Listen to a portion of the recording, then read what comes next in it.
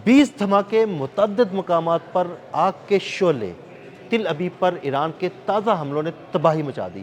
तातरीन सूरत हाल, आमिर रज़ा से बात करते हैं उस बारे में। आमिर भाई, 20 धमाके सुने गए हैं, मुतअद्दिद मकामात पर आग के शोले भड़क उठे हैं, तिल अबीब में तबाही मची हुई है, इस वक्त तातरीन सूरत हाल क्या है? देखिए, तेल अवीव को बिल्कुल वैसा ही नक्शा इस वक्त नज़र आ रहा है जैसा गज़ा का नक्शा हम देखा करते थे और रोते थे कि हमारे मुसलमानों को किस तरह से जो है तेग किया जा रहा है, नहत्ते मुसलमानों शहरियों को। वही मंज़र आपको नज़र आया। मुझे एक मंज़र और बड़ा खूबसूरत लगा, मैं उसको आपकी तस्वीर भी भेजता हूँ। 4 दिन पहले इन्होंने तेहरान के करीब ऑयल डिपो पर हमला किया और उसके बाद तेहरान की मरकज़ी शहरा के साथ साथ तेल बह रहा है और उस पर आग लगी हुई है और ट्रैफिक चल रही है वैसे, उस पर आग लगी हुई है और इन्होंने इसका बड़ा जश्न मनाया था कि देखें बहते हुए तेल में आग लगी हुई है और ईरान का जो एसेट है वो बह रहा है और उसमें आग लगी हुई है। सेम मंज़र ही अल्लाह पाक ने मुझे 3 दिन के बाद मेरी दुआओं से या कौम की दुआओं से दिखा दिया। तेल अबीब की जगह जगह पर आग लगी पड़ी है और उसको बुझाई नहीं जा रही। आज मैं BBC की स्टोरी है कि ये आग बुझ नहीं रही है, नहीं बुझ रही, ये जहन्नम की आग है जिसमें इन यहूदियों ने जलना है, जो कि बुरी नज़र के साथ इस्लाम के ऊपर इस वक्त हमलावर हैं। अब मैं आपको एक बात बता दूं, ये आग इनसे नहीं बुझेगी। ये जो आग लगाने आए थे, यही आग इनके अपने घर के पिछवाड़े में लग चुकी है। चलिए मैं इस तरह से कह सकता हूँ ना जी, घर के पिछवाड़े में लग चुकी है और ये पिछवाड़े वाली आग जो है ये इनको जलाकर खाकसर करेगी। इनके अंदर से आग जो है अब बुझ नहीं रही है और ये आग जो है इनसे बुझेगी भी नहीं। 20 जगहों पर रात हमला किया है और ये हमला सिर्फ ईरान ने नहीं किया है, हिजबुल्लाह के साथ मिलकर किया है। हिजबुल्लाह और ईरान ने मिलकर जो है हमला किया। कल की रात जो है इन्होंने कहा कि ईरान पर बड़ी भारी होगी, पेट हेक्सत का बयान आया, फिर डोनाल्ड ट्रंप का बयान आया, लेकिन कल की रात इजराइल के लिए भारी गुजरी, जिस पर 20 ऐसे खौफनाक धमाके हुए। मैं वो वीडियोस देख रहा था जो इंटरसेप्टर चलाए जा रहे थे, मुझे लगता है जैसे वो खोखे इंटरसेप्टर्स हैं, ये जेली इंटरसेप्टर्स हैं। बिल्कुल, हमारे भी वो इंटरसेप्टर्स जो है वो ईरानी मिसाइलों को पकड़ ही नहीं पा रहे। ख़ासकर जो है अगर किसी दिन हम डिस्कस करें फतेह 2 पर, वो पकड़ा नहीं जा रहा है इनसे और जो इनको क्लस्टर बॉम्ब्स हैं वो जगह जगह आग लगा रहे हैं। एक मिसाइल जो है इसको मारने के लिए जाते हैं तो आगे से क्लस्टर सोग निकल जाते हैं।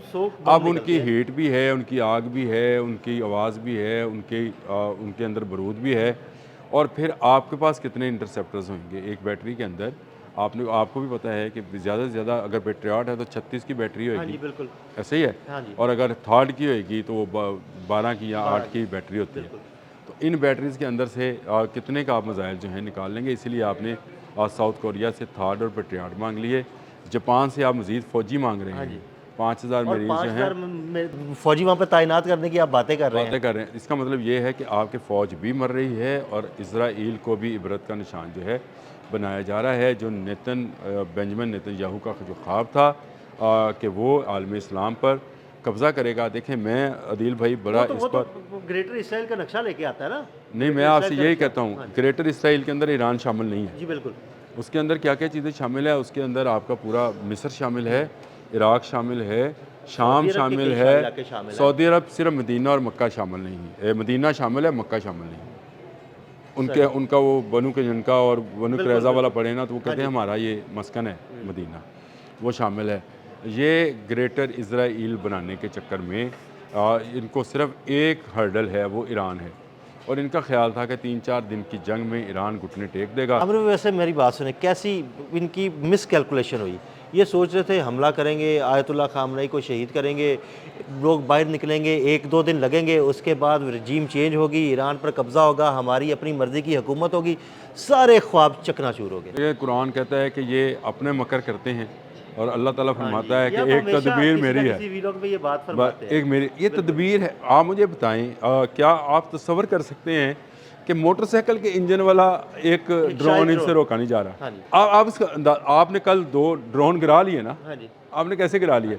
आपने इजरायली जो ड्रोन्स आए थे इंडिया के रास्ते हम तक आने वाले, वो भी गिराए, बल्कि वो तो बंदूकों से आप मुझे बताएं कि इनके एयर फ्यूलिंग जहाज़ जो हैं वो फ़ज़ा में हैं और ये कहते हैं ना फ्रेंडली फायर हुआ है ना ये एनिमी फायर हुआ है, कैसे गिरे हैं? देखिए, अल्लाह पाक की तदबीर इसमें कोई शक नहीं। जिनके F-15 गिरे, 3 गिरे, बल्कि 5 गिरे, ये 5 की 5 खबर है, लेकिन 3 दे हाँ, रहे हैं। चले हम कहते हैं 3 गिरे, कहते हैं फ्रेंडली फायर में गिर गए।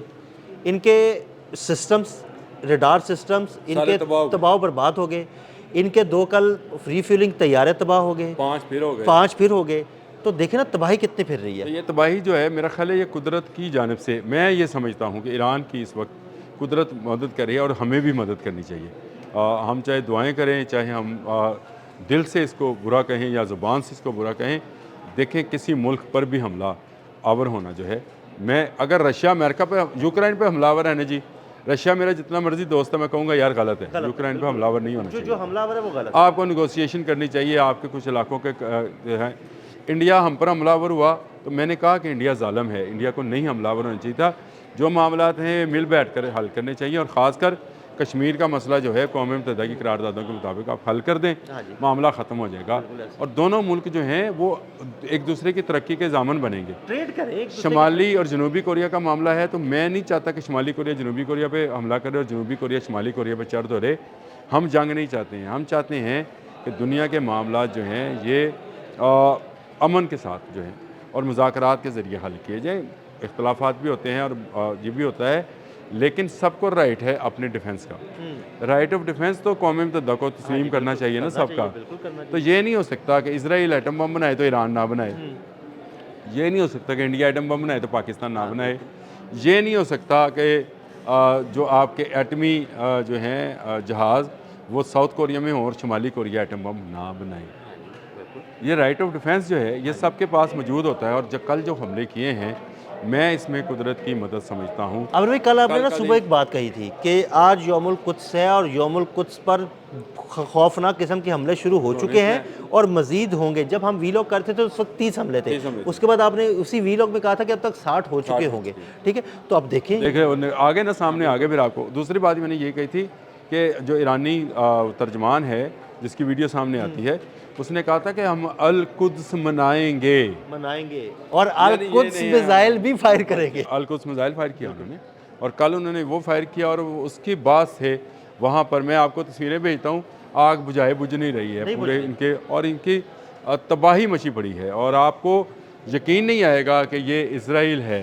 आपको वो बिल्डिंग्स जो बड़ी बड़ी बिल्डिंग्स हैं मैं आपको भेज रहा हूँ, आप भाई तस्वीरें देखें। मुझे नजर नहीं आता ऐसी तबाही है, आग लगी हुई है, तबाही मची हुई है यार। बिल्कुल वो मुझे लगता है जैसे जो सूरह फील में है कि इनको बना दिया गया जैसे खाया हुआ भूस, बना दिया, यानी इनको वो बना दिया गया। अब उसको क्या मैं इस्तेमाल करूँ लफ्ज़, लेकिन ईरान ने साबित किया है कि वो साबित कदम भी है, और उसका एक कदम जो है इस वक्त अमेरिका और इजराइल की शारक पे भी है, लेकिन उसने किसी दिन इसकी शारक काट देनी। बिल्कुल, बहुत शुक्रिया आमिर भाई जी। बिल्कुल ताज़ा तरीन सूरत से आपको आगाह किया हमने, और अदील अहमद और आमिर रज़ा के साथ रहिएगा ताकि ताज़ा तरीन सूरत से आपको आगाह करते रहें। अदील अहमद और आमिर रज़ा को इजाज़त दीजिएगा। अल्लाह हाफ़िज़।